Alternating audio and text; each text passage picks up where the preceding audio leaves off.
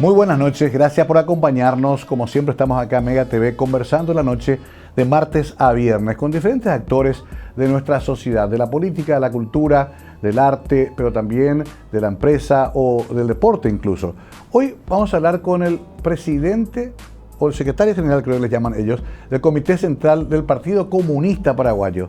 ¿Se acuerdan? Los comunistas comían niños antes, bueno, ahora parece que ya no. Nayib Amado nos va a contar un poco esta historia fascinante de un partido que tuvo que pasar momentos muy difíciles en su historia hasta sobrevivir hoy. Pero ¿qué significa hoy en el mundo ser comunista?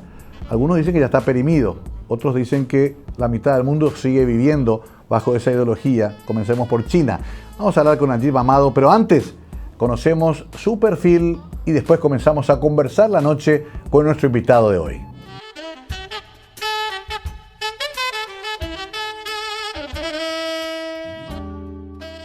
Nayib Amado nació en 1977, estudió Economía en la Universidad Nacional del Este, también Psicología en la Universidad Nacional de Asunción. No terminó ambas carreras, luego su formación fue autodidacta y accediendo a cursos breves.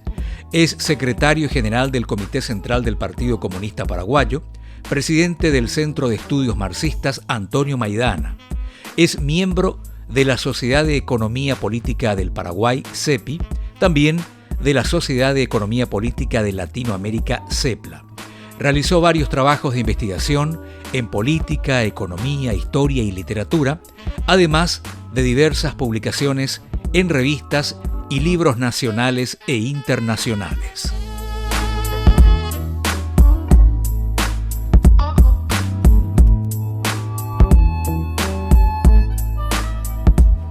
Bueno, estimado Nayib, gracias por venir. ¿Cómo estás, querido amigo? Buenas noches, Mario. Un saludo para vos y para la teleaudiencia y los trabajadores y las trabajadoras también de acá del canal. Te digo, querido amigo, no porque tengamos la intimidad de la amistad, pero sí porque hemos tenido una suerte de afinidad y simpatía, porque conocemos las trayectorias de nuestros viejos luchadores. Recién hablábamos fuera de cámara de Luis Casabianca, un gran hombre, un hombre recto, de Carmen Soler, una prócer femenina, y bueno, de todos aquellos que lucharon en el 47 primero y después en la lucha contra Stroessner, que conocemos en común, son verdaderos héroes de nuestra historia. Muchos de ellos de la siempre vilipendiada izquierda o del comunismo paraguayo. ¿Cómo te relacionaste a esa historia vos personalmente? Bueno, yo personalmente me empiezo a relacionar con eso desde muy niño porque mi padre es hijo de un comunista, o sea, mi abuelo era del Partido Comunista. Okay.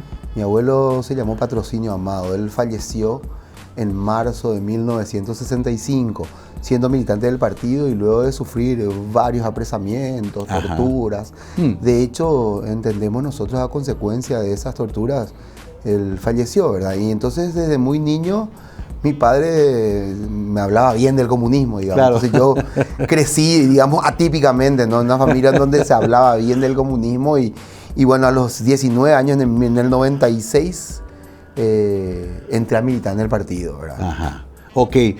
¿Los Amados dónde vienen? ¿Son árabes? Los Amados, sí, de ascendencia sirio-libanesa. Okay. De aquella, tengo entendido que es la primera migración árabe sirio-libanesa. Sí. Estamos hablando de comienzo del siglo XX. Sí. Y bueno, y unos cuantos se quedaron ahí por esa zona de Pirayú, Pacaraí. Bueno, en Pirayú, por ejemplo, estuvo mi abuelo. Mi abuelo era de Pirayú. Mira, sí, en Paraguarí también hay una cantidad de turcos, decíamos antes. Sí, los turcos se les llamamos. A mí también me dicen algunos amigos turcos. ¿Sí? El turco. Y bueno, y entonces viene el registro civil, se cambia el apellido, como le pasó a muchos de la comunidad árabe, a muchos. ¿Nayib era el apellido? No.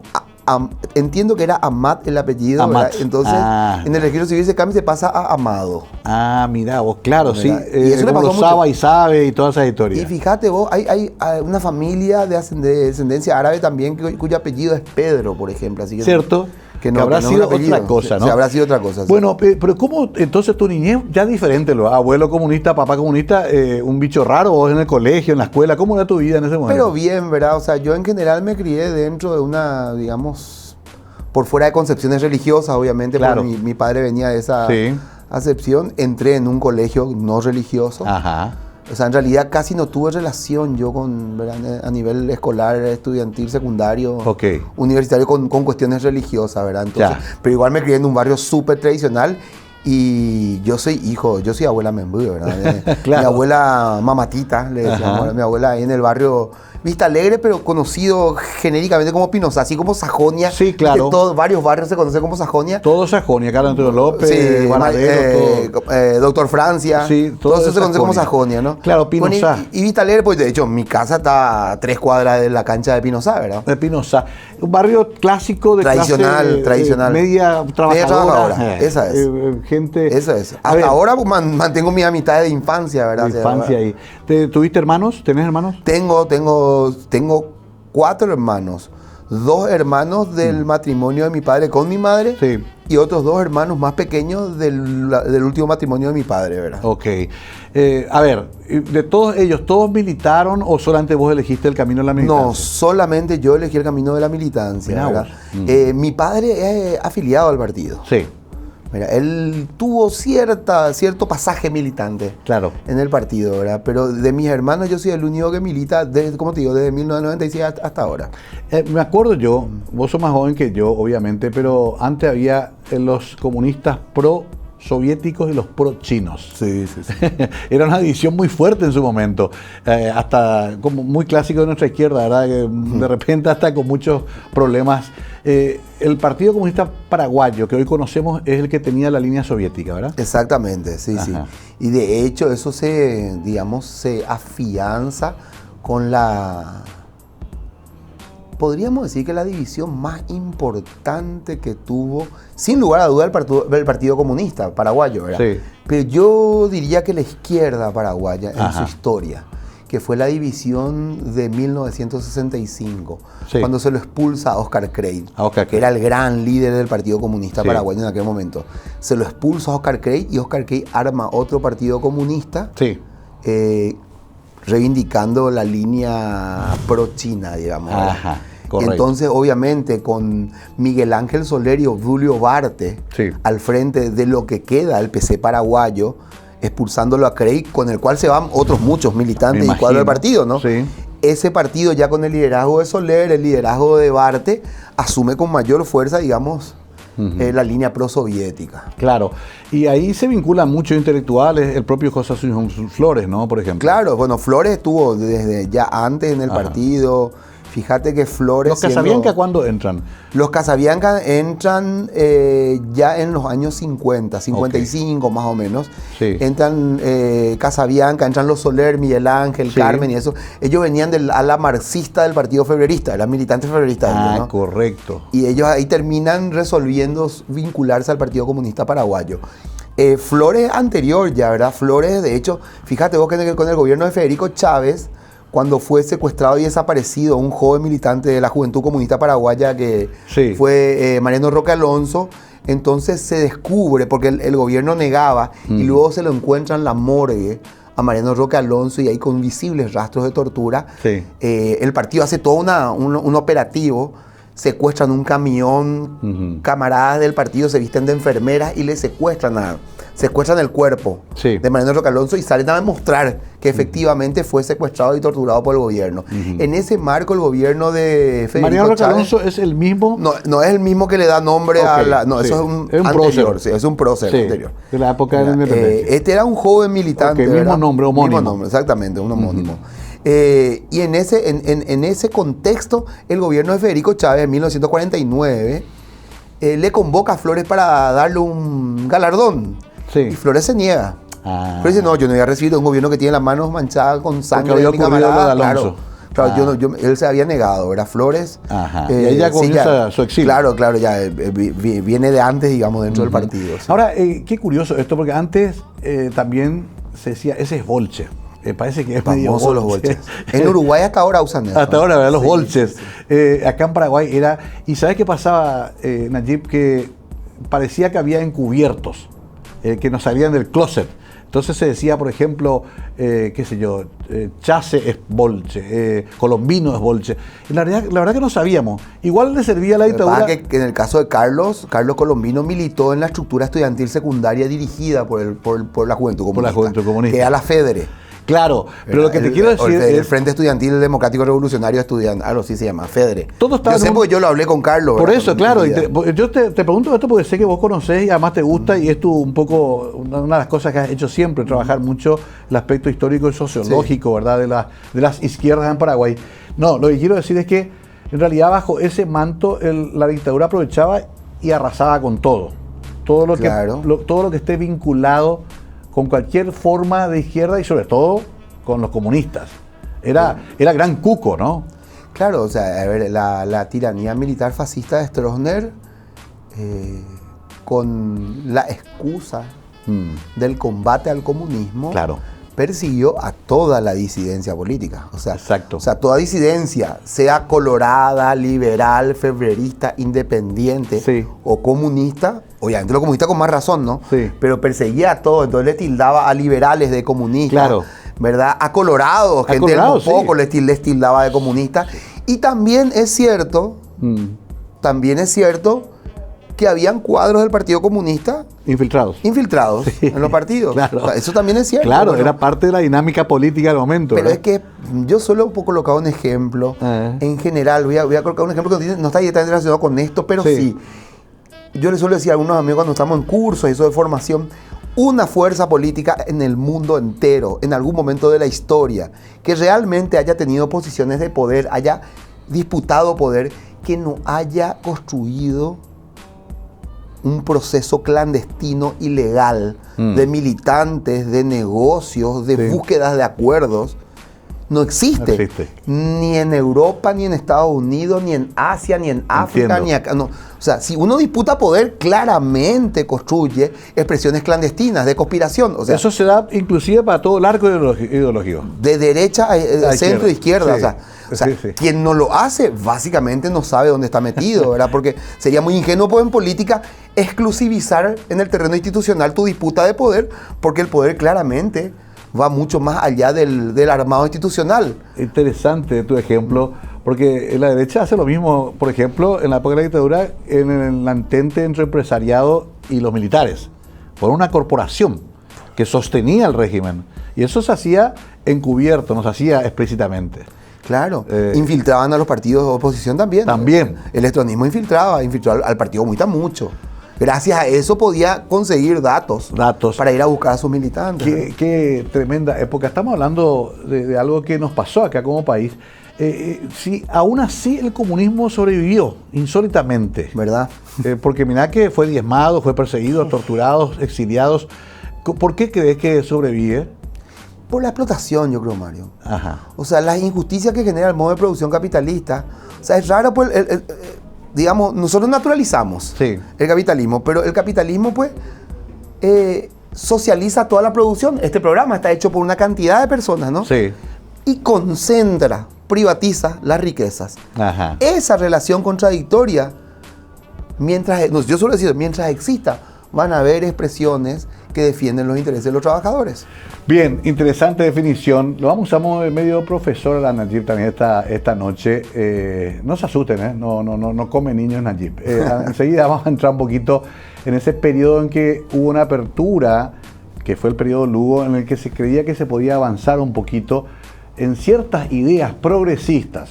Sin embargo, no solamente que no ocurrió, sino que se derrocó igual esa posibilidad. A la vuelta de la pausa seguimos con Najib Amado.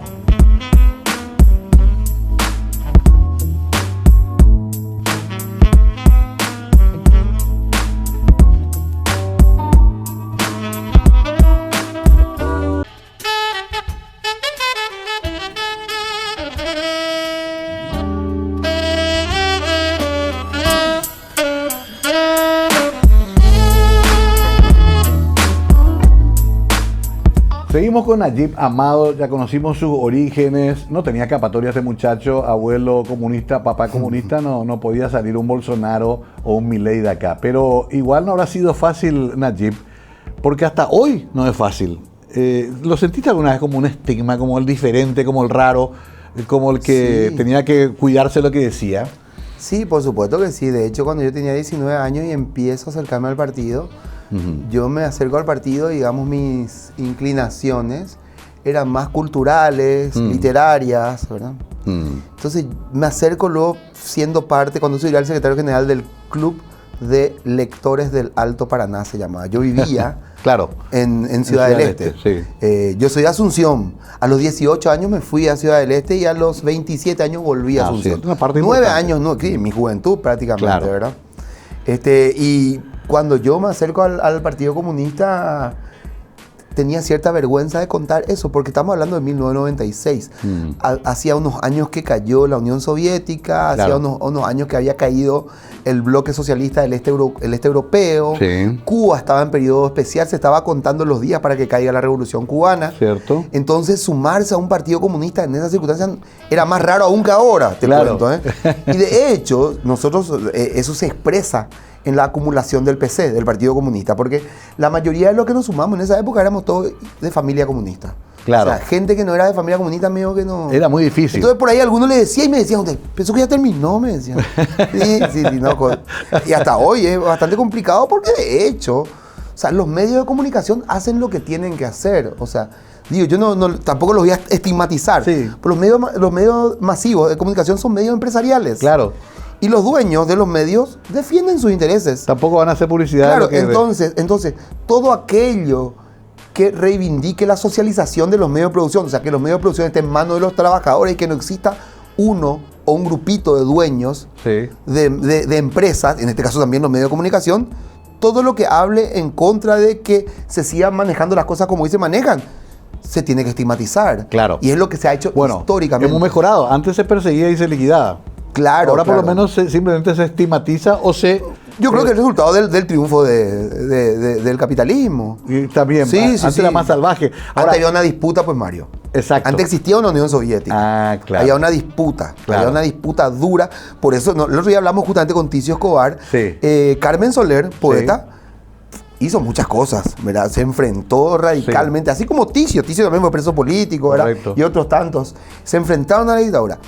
Ahora, en aquel tiempo, al haber una disputa real por la manera de ver el mundo y de vivir en el mundo, al haber una disputa real, entonces no te dejaban ningún espacio. O sea, y te además, animaba un poco y te venían encima. Además era vida o a muerte. Sangre y fuego. Claro. A sangre y fuego. Así desaparecieron 30.000 personas en la Argentina, ¿verdad? En Argentina, en toda la tiranía fascista. Todo lo que pasó. Ahora, qué curioso, ¿no? Porque cambiaron algunas cosas, pero ciertas prácticas. Ahora se busca la persecución por aparatos ya conquistados, como el aparato judicial, por ejemplo, que es un poco lo que me pasa a mí.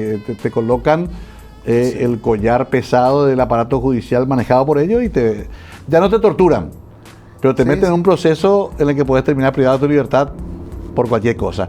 O sea, cambiaron un poco las formas de persecución. Exacto. Yo siempre eso explico que igual para mí los héroes fueron aquellos que dieron su vida por esta causa. Ahora, claro. Lo curioso, Nayib, es que te decía antes del corte que sobrevive.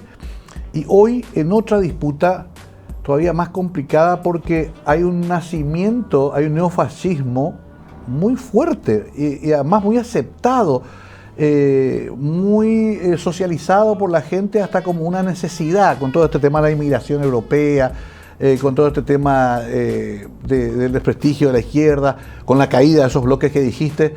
¿Cómo ustedes manejan eso? ¿Cómo administran? ¿Vos cómo administras esto? Este neofascismo que hay. Bueno, nosotros revisándonos mucho. Lo primero un poco, pues yo suelo decir, hay un periodista que, no sé si digo no su nombre, me parece que es mejor no decirlo, para no darle tanta entidad, ¿verdad? Un personaje muy verborrágico y gritón, ya ¿verdad? Me imagino, sí. Sí, y gritón, que hay, en época de Lugo justamente nos atacaba y hablaba luego que había un comando marxista-leninista que estaba construyendo, no sé, la revolución bolchevique en Paraguay, ¿verdad? Sí. Y yo le decía en esa época a mis camaradas, ¿verdad?, miembros del partido, y hoy seguimos hablando de esto, cuando te atacan, no importa que sea Horacio Cartes, o sea, tu enemigo que vos sabés que va a decir barrabasadas de vos. Sí. Pensemos en que si nos ataca es porque cree que lo que está diciendo constituye un punto débil en nosotros. Pensemos en dónde hay error. Puede que no haya, pero concentrémonos a ver si es que hay realmente error. Me gusta eso. O dónde fortalecer, entonces. Claro, entonces es concentrarse un poco en eso. La emergencia del neofascismo guarda relación con, opinión rápida, obviamente. Sí. Lo que voy a decir, estamos en Claro, un programa, un lo digo rápido y así Sí. al vuelo, como se dice, ¿no? Es bastante más complejo esto, ¿no? Pero las democracias, digamos, capitalistas, liberales, burguesas, institucionales, donde vos tratás de que el gobierno Lugo tratás de redistribuir riquezas, ¿no? Sí. Esas democracias tienen límites. El progresismo, que se reivindica de izquierda Sí. y al que los medios le pretenden radicalizar, en realidad es una expresión de administración del capitalismo. Sí. El progresismo no busca una revolución socialista, busca administrar de una manera más social, Correcto. más, digamos, más justa Ya. los recursos. Eso es lo que hace. Como eso tiene un límite, y el Estado y el capitalismo tiene en la corrupción un elemento inherente a su modo de producción, al ser el lucro el elemento principal, la ganancia, lo que les llama a la gente a organizarse Sí. en términos sociales productivos. Entonces, en ese contexto, el desarrollo del progresismo, que no lograron cumplir con sus promesas, ha llevado a que la gente diga, todos los políticos son iguales. Izquierda a derecha lo único que quieren es Interesante. llenarse sus bolsillos. Sí. Y en ese marco la derecha ha construido un sentido común súper individualista en donde cada uno debe valerse por sí mismo, cada uno para sí, sálvese quien pueda, a mí nadie no me va a ayudar, yo solo voy a salir de esto. Esa lógica cultural ha triunfado, pero ha triunfado de manera avasallante y da lugar a todas estas expresiones discriminatorias. Mucho oscurantismo, ojo, en términos cívicos democráticos. La década de los 40 en el Paraguay fue una década, estoy hablando de la primavera democrática, sobre Sí. el 46, 47, fue una década mucho más ilustrada Imagínate. que estos tiempos. O sea, retrocedimos. Que estos tiempos, sí, en términos, sí, el oscurantismo está presente otra vez. O sea, Perdón. Fíjate, vos, terraplanismo, era un montón Sí. de elementos increíbles que vos pensabas que no iban a volver. Conspiranoicos. Y vuelve. Y, Ahora, perdón, mal de Sí. mucho consuelo de tonto. Está pasando en Alemania, está pasando en Francia. Francia, tú Italia. Italia. Tenés a Giorgia Meloni, tremenda fascista. Sí, o sea, este fenómeno que vos describías es global. A Lula le costó muchísimo no sé. ganarle a Bolsonaro. Steven Morrissey era liberal progresista, Mario. ¿Te acordás del Sí. líder de The Smiths? Sí. Y hoy por hoy en una posición Sí. fascista, Sí. ¿entendés? Sí, En contra también de los afloraron. refugiados. O sea, mucha gente terminó. ¿Será que no eran esencialmente así nomás luego? Y es probable, bueno, el guitarrista de Smith dice, yo le conocía a otro Morrissey. Dice. Ahora, perdón. Este no es el Morrissey que yo conocí. Vos decía. tocaste, esa historia, por eso no se reúnen. Sí. Vos tocaste esa parte que me llegó muy de cerca, porque nosotros en nuestra juventud queríamos todas opciones progresistas, febrerismo, más socialista, después apareció Asunción para Todos, apareció Querey, apareció una cantidad, MDP, y los comunistas siempre eran muy duros, decían, ustedes están retrasando la revolución, un poco por ese concepto que vos recién compartías. ¿No es demasiado radical esa postura? ¿No es mejor ir gradualmente? Y depende, pues. O sea, yo creo que hay que ir de acuerdo a la experiencia y al estudio. Lo que pasa es que, viste que no se nos engloba. Nosotros, por ejemplo, el comunismo defiende el socialismo científico, se llama, ¿no? Eso es lo que nosotros nos reclamamos. Sí. Después hay que discutir, estamos en lo cierto, no estamos en lo cierto. Nosotros creemos que sí, ¿verdad? Nosotros defendemos el socialismo científico. Entonces, nosotros, a partir de defender esa línea o ese proyecto de sociedad, nosotros entendemos que no hay opciones, sino que se impone una situación. Se impone una situación. Entonces, para nosotros no es un problema de optar, pues. ¿Verdad? Por ejemplo, la lucha armada en tiempo del electronismo, y ningún tiempo. O sea, me decía un viejo militante del Partido Comunista, Diomedes Mora, ya fallecido, un gran héroe también. Él decía, la lucha armada nunca puede ser una opción. Tenés que estar loco si vos optás por ir a la selva a llevar adelante la lucha armada. No, la lucha armada es una decisión a la que te obliga un escenario determinado que lo asumís con un dolor enorme y con miedo, obviamente. Dice, con desventaja Pero yo visible. creo, hablando de eso, miedo, yo creo, Mario, que el problema fundamental que desarrolla estos grados de violencia y de discriminación, Sí. que en resumen podemos llamar de fascistización de las sociedades, es la presión de los miedos. O sea, la violencia, eso, ¿viste? Eso corajudo, un bareté moquetero. Sí. Esas son personas súper miedosas, Claro. ¿verdad? Que ante su miedo reaccionan. Tengo que hacer la Patean, pausa. empujan. Entiendo, tengo que hacer la pausa. Alguna vez me dijo Horacio Delano Perrone, en realidad la sociedad paraguaya va a implosionar no va a haber una explosión social, va a haber una implosión de adentro para afuera. Quiero tocar un poquito eso porque nos está pasando un poquito con el motochorro que a lo mejor al salir nos liquida por un celular. Esa también es una expresión de una violencia política, aunque no parezca. Vamos a hacer una pausa y volvemos con nuestro invitado hoy, Nayib Amado, con nosotros aquí conversando en la noche.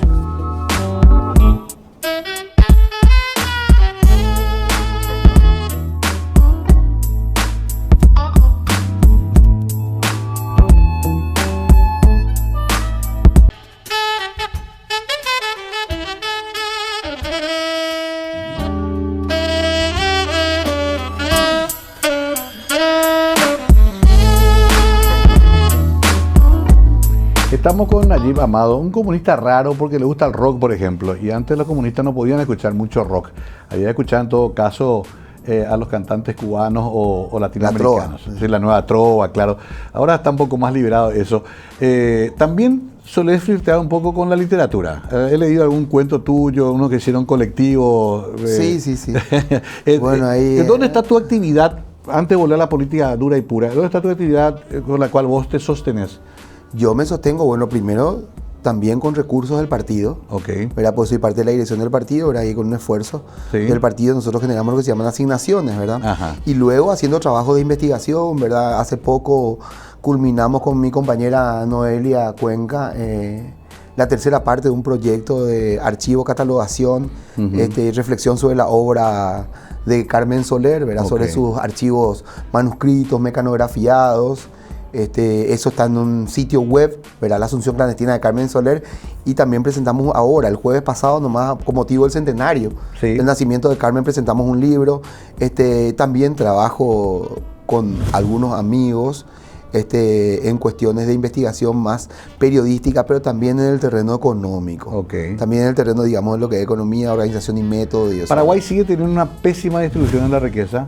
Absolutamente, creo que eso está clarísimo. O sea, en nuestro país la incertidumbre es lo constante, la inestabilidad es lo constante. Pero ¿cómo si se habla de una macroeconomía saludable? Y esas son las cosas que tenemos que tratar de dilucidar, ¿verdad? Mira, la macroeconomía del Paraguay en términos generales es saludable, pero esa es una... De ahí cierto y ahí no es tan cierto eso. No es tan cierto eso porque el volumen de endeudamiento es muy grande. Claro. Estamos llegando a casi el 40% de endeudamiento. Lo que siempre se dice es del Producto Interno Bruto. No llega a la gente. No, pero por supuesto si una estructura, o sea, fíjate vos, no llega porque la concentración de la riqueza es tremenda, es criminal. Nosotros que tenemos, o sea, problemas de agua potable en buena parte de nuestro territorio. Claro. Tenemos problemas de electricidad en buena parte de nuestro territorio teniendo dos monstruos como Itaipú y Yacenetá. Por ejemplo, tenemos problemas de electricidad todavía. O sea, en nuestro país, vos te fijas, yo suelo decir esto, ¿verdad? Fijémonos en el desarrollo deportivo de nuestro país. Inclusive, ahora le incluimos al fútbol, pero podríamos hasta excluirle al fútbol. El desarrollo deportivo en general. Fijémonos en el desarrollo científico de nuestro país. En el desarrollo educativo, sanitario, de salud, de ordenamiento vial. Claro. ¿Verdad? En las artes, música, danza, artes plásticas, literatura, teatro, cine, y ahí nos vamos a dar cuenta de la angurrencia.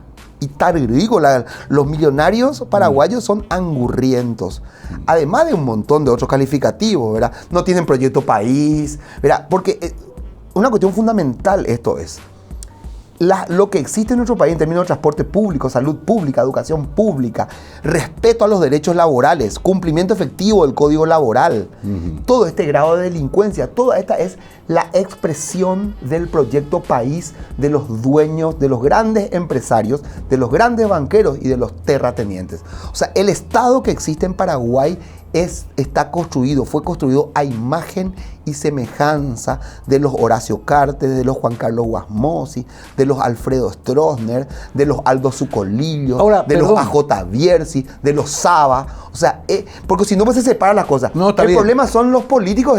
O si no se dice la clase política, como si fuese una clase de la política. La formulación de esa plataforma que estás diciendo es el Partido Colorado fundamentalmente. Fundamentalmente, ¿Okay? pero no solo. No solo. Y logra, sin embargo, la adhesión popular. Sí. ¿Por qué? Porque la gente vota por su experiencia. La gente no es tonta, ¿eh? La gente no es tonta, la gente tampoco no es... O sea, cada pueblo tiene el gobierno que se merece, se dice, ¿verdad? Sí. Y es muy discutible esa frase, porque si no terminamos responsabilizándole al trabajador, a la trabajadora, por la consecuencia de la situación socioeconómica del país. En realidad, la gente vota coloradismo porque entiende que ahí le va a resolver más rápido su problema. Ya sea por el 100.000 de hoy, que yo no voy a entrar a discutir que no me va a faltar mañana, pero hoy no tengo. Claro. O sea, si hoy resuelvo el problema de hoy y mañana. Y por el remedio y por Vamos arriba. Claro. Pasado mañana voy a ver qué hago, pero voy a resolverlo hoy. Claro. Y por la seccional que te da el cajón. Claro, la seccional que me ayuda con pastillas, ve para trasladarle a mi abuela. Si yo ando bien con el puntero colorado de mi barrio, más fácilmente puedo conseguir alguna bequita para mi sobrina, algún trabajo. Claro, construyó una estructura prebendaria, y entonces la cultura paraguaya en torno a la política es una cultura prebendarizada. Entonces la gente busca resolver, porque además piensa que lo más distante a resolver yo solo mi problema, lo más social que existe, es lo resuelvo con mi puntero político, lo resuelvo con la seccional, ¿verdad? ¿Se pudo haber cambiado eso con la victoria de Lugo? ¿Qué nos pasó con la del gobierno Lugo? Ay, qué difícil. Ese va para un programa aparte, pero para ir ensayando. Sí, no, pero lo que pasa es que ahí de vuelta pues es... Mirá que fue una gran oportunidad. Fue una gran oportunidad y de hecho se desarrollaron muchas cosas. Yo creo que los dos grandes gobiernos mínimamente democráticos en términos sociales y económicos en Paraguay fueron, en primer lugar, el gobierno de Fernando Lugo y en segundo lugar, el gobierno de Nicanor Duarte Fruto. Sí, claro. Con casos de corrupción, con un montón de problemas, porque insisto, las gestiones de los gobiernos se dan en el marco de una estructura estatal. Y la estructura estatal es oligárquico-mafiosa. La estructura estatal está hecha a imagen y semejanza de esas grandes familias multimillonarias.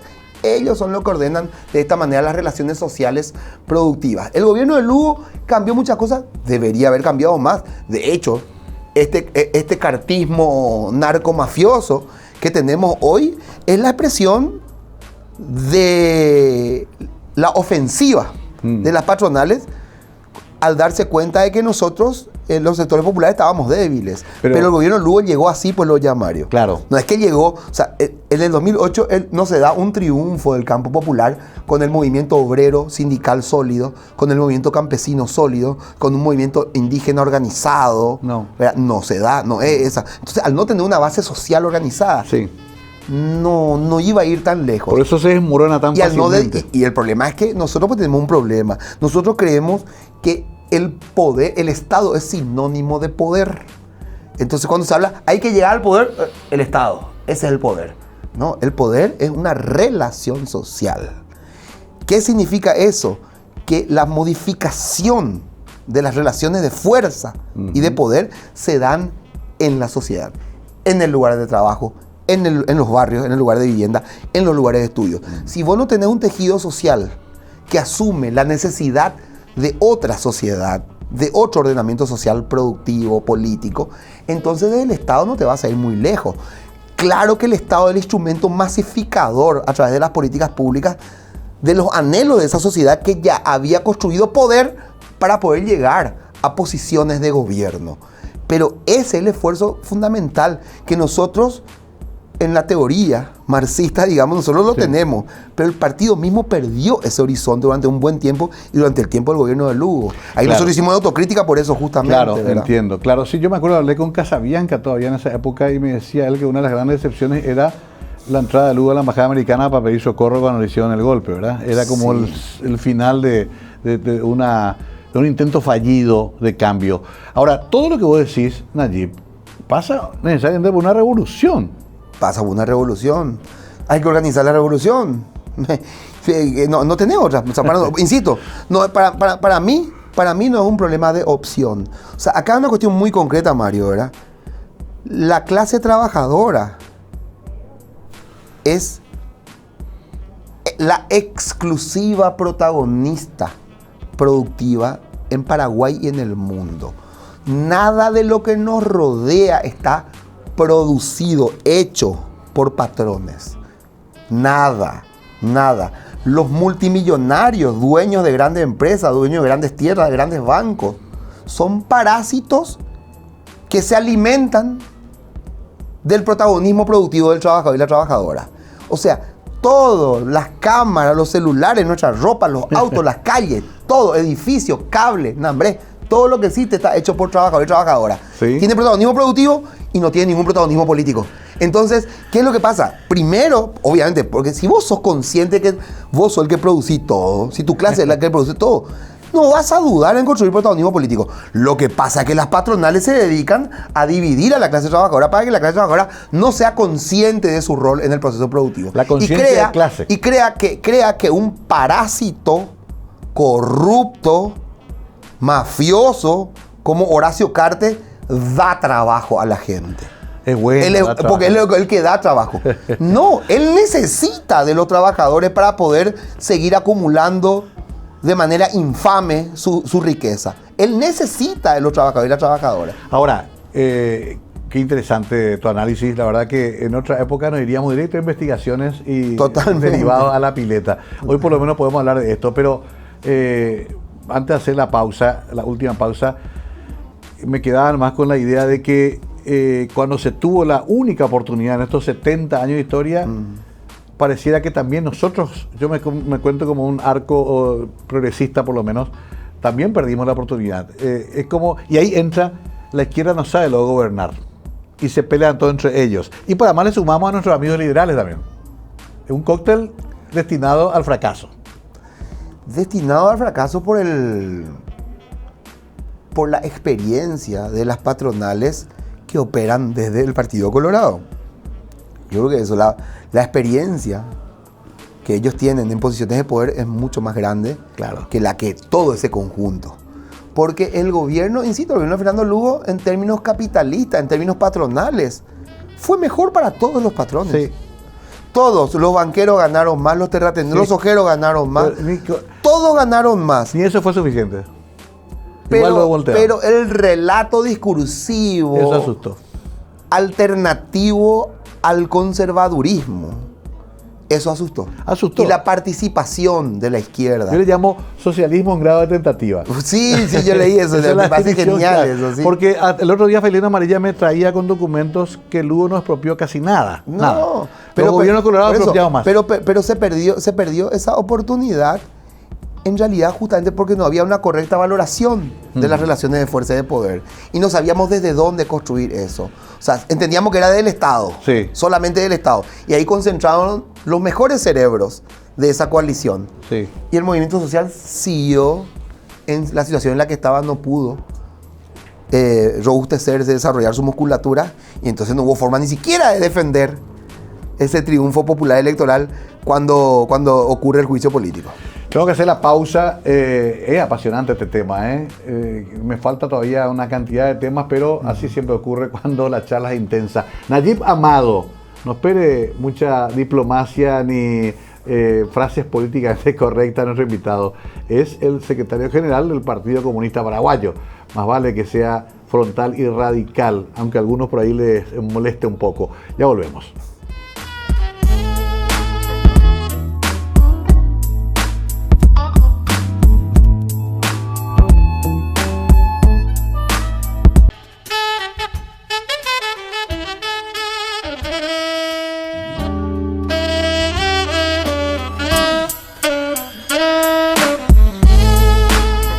Voy a ser abogado del diablo. Todo muy bien, la teoría que nos explicó acá Nayib, obviamente con muy poco tiempo, pero ¿por qué entonces fracasa, si es que fracasa, el modelo venezolano? Se agota, no saben cómo terminar esta historia, cómo renovarla, no encuentran alternativas democráticas para seguir profundizando la revolución bolivariana. ¿Por qué nos ocurren estas cosas a los que pensamos que puede haber un mundo más igualitario? Me tiraste de un terreno complicado. Sí, ¿cómo se dice? Che, amargo, ¿verdad? Amargo sobre todo, porque aquello que se llamó Revolución Bolivariana para nosotros no está vigente, para el Partido Comunista Paraguayo por lo menos. Ya. No está vigente, o sea, el gobierno de Maduro, un gobierno de derecha, que confronta con los Estados Unidos. Sí. Es un gobierno que gestiona capitalismo. El capitalismo en Venezuela, pero eso Chávez también, o sea, sí, ahí no hubo socialismo, nunca se desarrolló socialismo ahí. O sea, ahí lo que hubo fue una gestión popular con redistribución de riqueza del capitalismo. Del capitalismo venezolano. ¿Por qué digo esto venezolano? Porque el capitalismo venezolano tiene particularidades, como todos los países, tiene sus especificidades. El capitalismo venezolano es un capitalismo rentista, o sea, vive de la renta del petróleo fundamentalmente. Entonces, un capitalismo que no es esencialmente productivo en términos industriales, ¿no? Entonces, un capitalismo que tiene sus límites, como el capitalismo también, inclusive industrial, hoy por hoy tiene muchísimos límites, ¿verdad? Sí. Entonces, el proceso venezolano lo que expresa es la crisis del capitalismo con su especificidad rentista. Eso es. ¿Cuál es el problema para nosotros? Para desgracia nuestra. Para desgracia nuestra, la verborragia del gobierno presidido por Nicolás Maduro es una verborragia que se reclama socialista. Claro. Que se reclama de izquierda. Entonces, objetivamente hablando, nos desprestigia. Claro. Pero mira que es un problema práctico, hiperpráctico, pero que tiene obviamente una raíz teórica. El imperialismo, pues dice, ¿verdad? Entonces, contra el imperialismo, dice los compañeros. Ahora, entonces hay una tendencia, hay gente que cree de buena fe, que cree que hablar de imperialismo es hablar de Estados Unidos. Sí. Y el imperialismo no es una categoría localizable en términos territoriales. Ajá. Imperio sí, y la gente confunde, habla de imperio como si fuese lo mismo decir imperio que imperialismo. El imperio es territorial. Claro. El imperialismo tiene formas, sobre todo financieras, de anexión y de construcción de dependencia. ¿Qué es lo que nos pasa con Brasil? Es otra cosa. Por ejemplo. Entonces, las expresiones imperialistas económicas se dan en todos los países de la Unión Europea. Claro.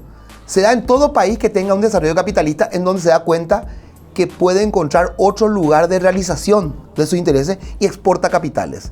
Bajo esa noción de imperialismo podemos encontrar la CIE, por ejemplo, de Guasmosi, a esta industria naval, porque CIE exportó capital a otros países para construir también la empresa CIE en otros países. Bueno, con África ha pasado en toda su historia. Entonces, lo que digo con esto nomás es que la crisis venezolana es la crisis del capitalismo en su versión rentista. Perdón, se me va a acabar el tiempo. Se me va a acabar el tiempo y porque hay mucha confusión ideológica allí. Lo mismo pasa con muchos amigos de la izquierda que están convencidos que Vladimir Putin y la actual Rusia es la reproducción de la gran revolución que hicieron en su momento. Totalmente capitalista. Por eso. Putin es capitalista, absolutamente capitalista. Además, muy absoluto también. Sí, o sea, sí. Un poder rígido. Claro, obviamente se vale de todo el desarrollo infraestructural que tuvo la Unión Soviética, porque la Unión Soviética, para ser claro, le disputó hegemonía a los Estados Unidos. O sea, ahí hubo mucho desarrollo científico, técnico, tecnológico. Bueno, obviamente que Rusia se vale, o sea, el gobierno de Putin se vale de todo ese desarrollo infraestructural. ¿Hay gente que cree que Putin es comunista? No, Putin es un capitalista, rabiosamente capitalista, es verdad. Entonces hay que hacer un curso de aclaración de perfiles ideológicos. Claro, pues nosotros ahora mismo, por ejemplo, ¿verdad? ¿Qué es lo que necesitábamos? Nosotros decíamos,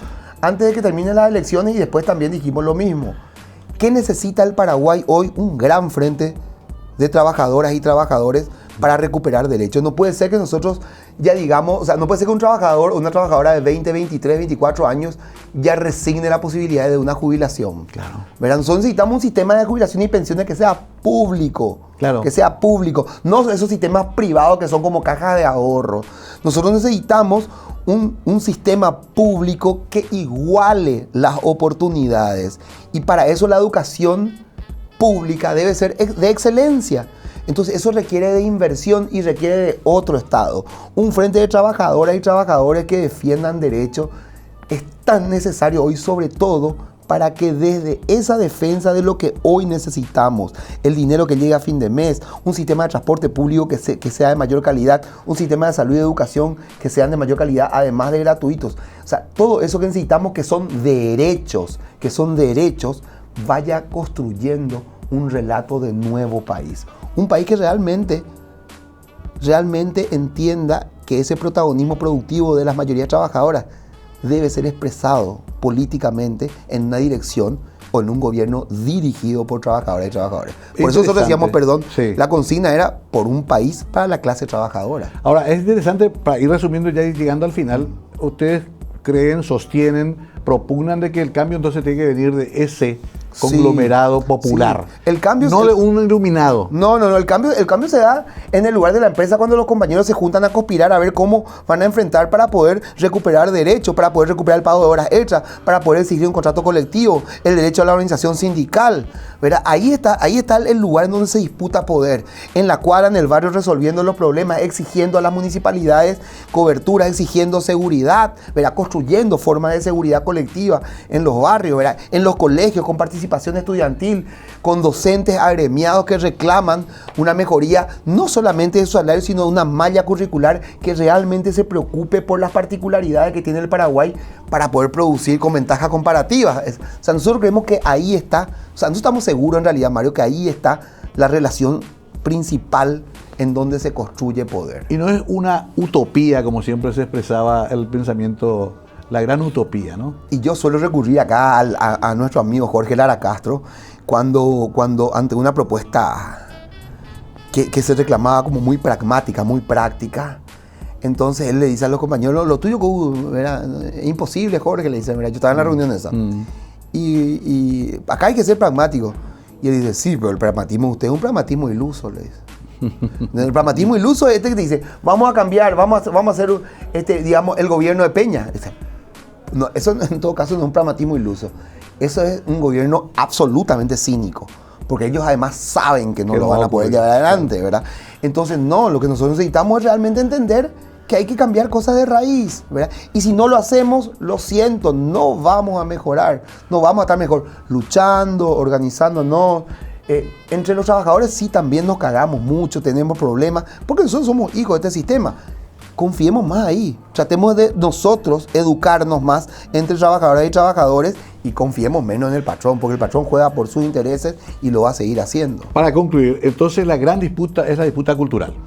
Hay que cambiar esta cultura. Mira, es la disputa económica, Mario, pero lo que pasa es un poco nomás porque la disputa cultural pues es como que intangible, ya, eso no se puede tocar. No, la disputa es porque me paguen el salario que yo me merezco. Claro. O sea, la disputa es entender que un tipo que hace mucho menos que yo, hora a hora en su trabajo, no puede ser que tenga la guita que tiene y yo estar como está colgándome de un colectivo en malas condiciones. Eso hay que cambiar. O sea, este orden económico es injusto y hay que expresarlo. Claro que hay que ganar mente y corazón. Claro. Entonces, sí, es una batalla de ideas, es una batalla cultural. Porque muchos están anestesiados, o estamos anestesiados con el status quo. Claro, claro. Así esto haciendo, claro, lo que pasa es que ellos realmente no solamente están, nosotros, la otra vez le decía también a Ticio en la presentación de nuestro libro, perdón, sí. le decía lo siguiente más rápidamente, le decía, antes había disputa, ahora mismo no tenemos condiciones de disputa. Imagínate, vos sos franqueado, ¿verdad? Los 11 más fanáticos del Club Olimpia le desafían al equipo, al onceno profesional de Cerro, a un partido de fútbol. Sí. ¿Le va a dar el partido? Ese desafío. No le va a decir si ustedes no son profesionales, ¿verdad? Entonces, así estamos nosotros a nivel cultural. No tenemos condiciones ni siquiera de disputa. Ni siquiera. Tenemos que construir condiciones de disputa convencidos de que nuestro plan es mejor, es superior y además es más lindo que el capitalismo. Es más bello. Me gustó ese último toque estético. Bueno, gracias, Nayib. Disfruté una charla fuerte, interesante, desafiante, provocadora como tiene que ser. Y por qué no, para abrir el debate, como tiene que ser una sociedad que pretende ser democrática. Gracias por venir. Gracias a vos, Mario. Bueno, en la vida esta es así es la vida. Una vida de idas y de vueltas, de confrontaciones y de acuerdos. Hay que buscar acuerdos en nuestra clase, en la clase trabajadora. De vuelta, agradezco la invitación y un saludo a los compañeros y compañeras que hacen posible este programa contigo. Gracias, Nayib Amado, el titular del Partido Comunista Paraguayo, hablaba sin pelos en la lengua, como se suele decir. Muy interesante para poner en acción el pensamiento. Es importante que reflexionemos sobre todos estos temas que hemos hablado hoy. Por lo pronto la idea era esa, que ustedes simplemente reciban eso y lo decodifiquen como mejor les parezca. Gracias y muy buenas noches.